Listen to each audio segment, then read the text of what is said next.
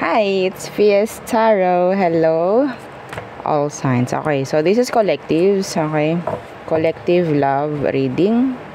Okay, so yeah, the person on your mind. Yan ang ating titingnan. As always, oo. Okay, so syempre, before tayo mag-start, kung hindi ka pa nakakapag-subscribe, please do subscribe and hit the notification bell para lagi po tayo maging updated sa mga mangyayari pa lang. And kung meron pong ibang tanong pagdating sa private reading, sa ating love bracelet, yan, kay granter, sa mga protection from evil eye, and doon sa cord cutting natin na bago. Okay? So yeah, just message me. And please, okay, pagdating sa mga nagpapa-schedule ng reading, okay? So yung may mga binigyan na ng sked. Okay, so meaning may transaction na tayo noon, kaya meron na kayong schedule, wag kayong magdi-deactivate, please. Okay, lalo na kung sa page kayo nag-message. Okay? Hindi kami makaka-reply. So, kung ganun man, ang isang way lang namin to reach you is kung anong ginamit ninyong like payment. Okay, pagdating dyan sa pwedeng sa GCash nyo, yan, mag-message kami. Okay, so merong isang client kasi na hindi ko siya ma-reach out, no? Yeah, I'm stressed. Anyway, Anyway, so wag kayong magde-deactivate, please. Hangga't hindi nyo nakukuha yung inyong reading. Okay? Ganun lang kasimple. Kung hindi nyo kayang hindi mag-deactivate, mag-reactivate kayo sa time or sa date. Okay? Sa date nung ibinigay sa inyo ni admin. Kung kailan i-release yung inyong reading. Okay? Sana makuha natin yon. Okay?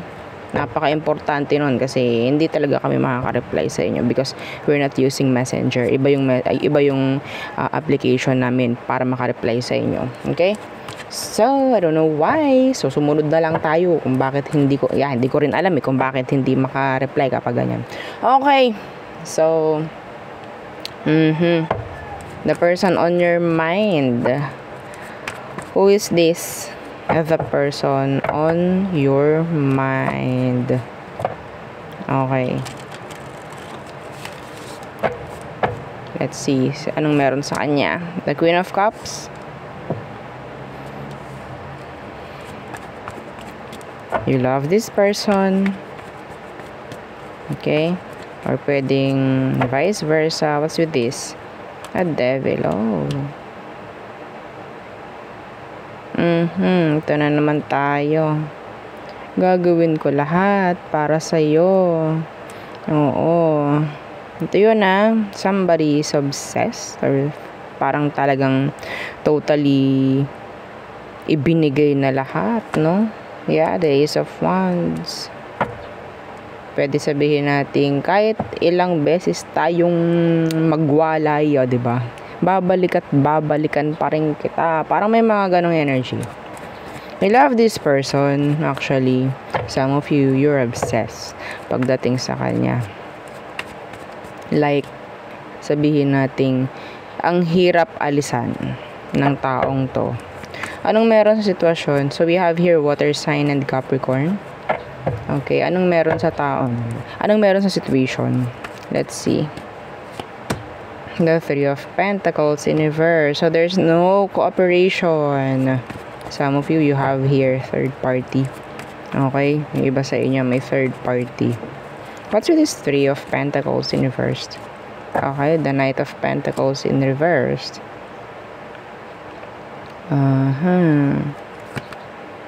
The Ace of Pentacles in reverse. So, meron ditong parang nagmamakaawa na. I don't know sana hindi ikaw to. Meron ditong nagmamakaawa na. Okay?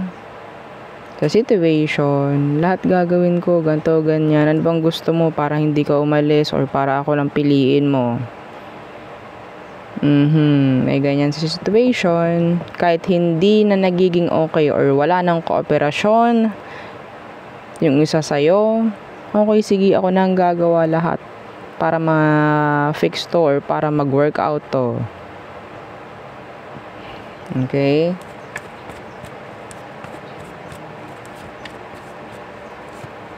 Yeah, see, the Queen of Pentacles, lahat gagawin ko for you. Yan. Okay, some of you, you're in the same gender, no, a relationship. Some of you, okay? So, again, don't try to force a message to fit. Okay? So, huwag niyong pipilitin yung mensahe, ha? Para, ang tawag dyan, masabing iyo. Okay? Kasi, kung hindi naman ganito talaga yung situation, then, wag mo i-try na ipilit na iyo. Okay? So, yeah, this is collectives. Ano bang emosyon ito for you? Anong emosyon ito for you? The Magician in reverse. So, this is like a typical third-party connection. Okay? A typical third-party connection. Someone is giving. Okay, why? Because of the sabihin nating takot na baka iwan ako nito, parang ganyan. Okay? The Magician in reverse, pagdating sa emotion niya, this is all about manipulation. Yeah, this is a typical third party connection. Okay? The Magician in reverse, yeah, and the Nine of Pentacles, sabihin natin all about themselves. Like, hindi kanya para isipin, hindi rin para isipin yung iba. Nakakonect if ever. Okay? All about themselves. The Nine of Pentacles, this is being single. Okay? Kahit meron kayong connection, para tong single. Yan. Okay? So, ang pwede lang nitong may offer sa'yo is communication. Communication. Ten of Swords. Kailangan na nitong mag-end. Yeah. Alam nyo naman kanya-kanya kayong situation. Alam nyo naman kung dapat pa bang ilaban to or hindi. Okay? Kanya-kanya. Pero ang nakikita ko dito is sabihin nating lahat na ginawa mo dito So, nagiging unfair ka na sa sarili mo. Ha? Kung sino ka man. Nagiging unfair ka na because yun nga, may pagka self-centered yung person na to, nakakonect mo. Yung feelings nila, emotion nila for you, ha? Yeah. Sabihin natin, yes, nandoon yung attraction. Some of you may pera ka. Kaya mong ibigay lahat sa taong to. Opo, specific yun. Pwedeng ikaw may pera ka. Or kahit ano pwede mong ibigay. So, this is like, sinasamantala ka na nitong taong to. This is pananamantala. Okay, because yeah, they know you love them. A lot. Queen of Cups, the Devil. Yeah, lahat kaya mong gawin dito. Okay, being the Queen of Pentacles is here. Yes, kayang-kaya mong ibigay lahat kahit wala ka na, kahit ubos ka na. Gagawin at gagawin mo pa rin. Bibigay at ibibigay mo pa rin. So, anong mangyayari kapag ganyan? The Magician in reverse, talaga. Okay? Mamanipulahin ka. Okay? Some of them, they're breadcrumbing you. Ang ganda mo naman talaga. Ang gwapo mo naman talaga. I love na love kita. Pero hindi ko nakikita. The Three of Pentacles is in the reverse. Hello. Okay. Hello. Hi. Let's see. What's their next action towards you? What is... Oh, diba? Tawang-tawa siya. What is their next action towards you? Okay. Death in reversed. Okay. What's with that? Death in reversed. The Ten of Cups. Oh, okay.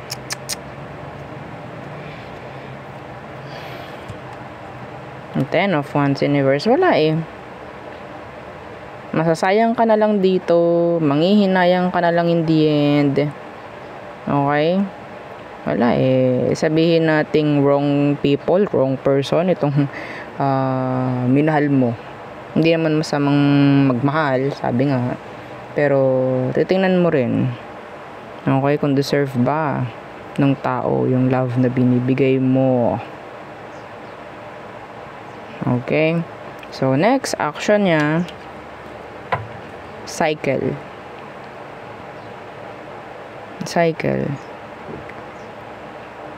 Kung itong taong to, pinapangakuan ka ng kung ano man, the Ten of Cups is here in reversed. Meaning, hindi sila tutupad. This is like kapag to naka-upright like this is happy ever after. Pero nakaganto siya. Okay? So, kabaliktaran yun nun. Delubyo.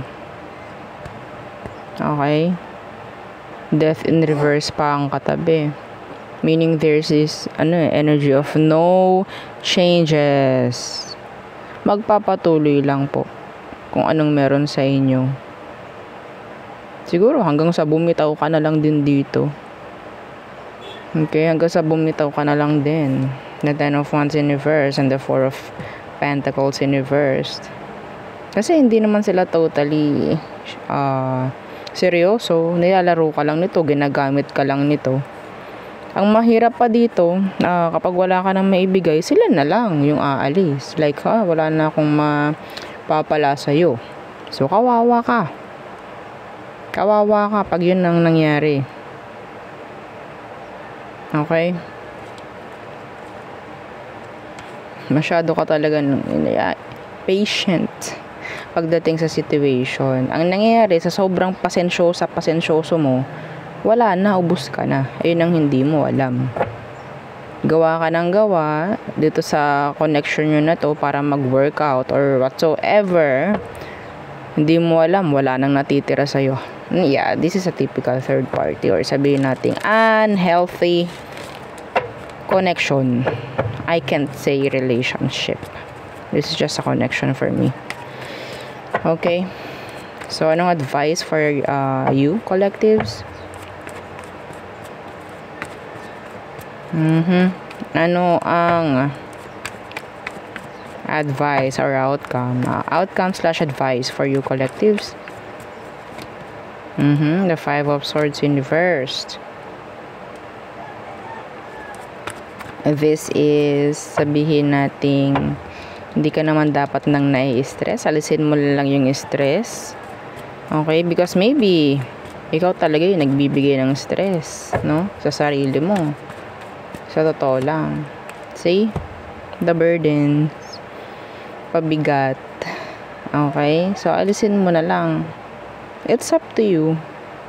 It's up to you. Kung sa tingin mo, kaya mo tong ganito, pero sobrang bigat, then this is not healthy. Okay? Kung ikaw tong parang magiging hindi mo naman kailangan ditong sa totoo lang, no? Hindi mo kailangan maging pasensyosa or umintindi dito. Okay? Hindi naman kailangan kasi walang magandang kooperasyon, walang magandang sitwasyon sa inyo. Okay? Some of you, tumatakbo lang tong connection nyo dahil lang sa pera, sa benefits. There's no love here, sa totoo lang. There's no love. No genuine love coming from your person. Ikaw lang ang nagbibigay ng totoong pagmamahal, kaya mo kayang gawin lahat for them. Okay, pero this is weighing you down. Yeah, this person, the situation is weighing you down. Yeah, hanggang sub-sub ka na, gumagapang ka na. This is not healthy. Okay, not healthy. Avoid it. Decision has to be made. The Two of Swords. Alam mo, ang magiging outcome mo, depende sa kung ano magiging decision mo. Okay? Hindi rin natin kailangang hintayin yung desisyon ng ganitong tao. Dahil hindi sila gagawa. Hanggat nagagamit ka nito, hanggat napapakinabangan ka, hindi yan gagawa ng desisyon na umalis. Okay? Kung ikaw kaya mong magbigay hanggat kaya mo, then go. Pag wala na, aalis to. Sa totoo lang. Okay? See? The Emperor in reverse. No rules, no commitments. Okay? The Manipulator. Wala silang goal sa'yo. Wala silang plano. Yeah. Okay? So, decision. Sa kung anong mangyari sa inyo, nakadepende sa'yo. Sa decision mo. Okay? So, all signs Aries through Pisces. Okay. Aries through Pisces for the collectives. This is collectives po ha. No zodiac sign needed. Kahit anong zodiac sign ka, yan, pwede yan sa'yo. Okay, so this is for the zodiac you're dealing with. Okay, Aries through Pisces. If you're dealing with an Aries, oh, they're a liar. Sneaky person. I mean, secretive. Okay. Oh, Taurus. There's a lot of secrets, confusion. Some of them, they're planning something na hindi maganda. Some of them, they're like, planning to get back or planning to make a return pagdating nga dyan sa'yo. If ever na-separated kayo nitong taong to, ha. Pero, yeah, wala akong nakikitang maganda. Sa totoo lang. A Gemini. Okay, so there's this unfinished business. Okay. This is a cycle. I repeat. Cancer, you're their wish fulfillment. They love you. Okay? Some of you have this Cancerian na parang hindi ka niya makuha. They're sad. Okay? They're sad kasi hindi ka niya makuha. Leo, they want a new beginning with you. Okay? They're planning to have a new beginning with you maybe. Kung hindi pa sila nag-reach out or what. Okay, Virgo, they're hiding their true feelings for you. Some of them, they're being secretive. Okay, some of them, they're like immature lang pagdating sa emotion. Maybe they're not ready to express their true emotions for you. Libra, they're taking action. Yeah, taking action sa kung anong dapat gawin. Okay? So, Scorpio, they're into you. They like you. Physically, some of you. Sagittarius, okay, they want a happy ever after, diba? With you, they want to have long-term connection, feeling like happy siya whenever na magkasama kayo, okay? So, Capricorn, okay. Some of them, they attracted pagdating sa'yo. Okay? Some of them, they're like self-centered, self-focused. Okay? Aquarius. Sabi niya, you're the one that got away. Or maybe ikaw ito, pagdating kay Aqua, they're the one that got away. Pisces. Okay, their back is turned. Like, they're like feeling hopeless. They need you, actually. They need you. This person needs you. Pero there's this juggling na nangyayari sa kanya. Maybe or sa situation whatsoever. Okay, so there. Yun ang ating reading for you, collectives. Again, please don't forget to like, share, and subscribe. And follow our FB page. Thank you. Bye.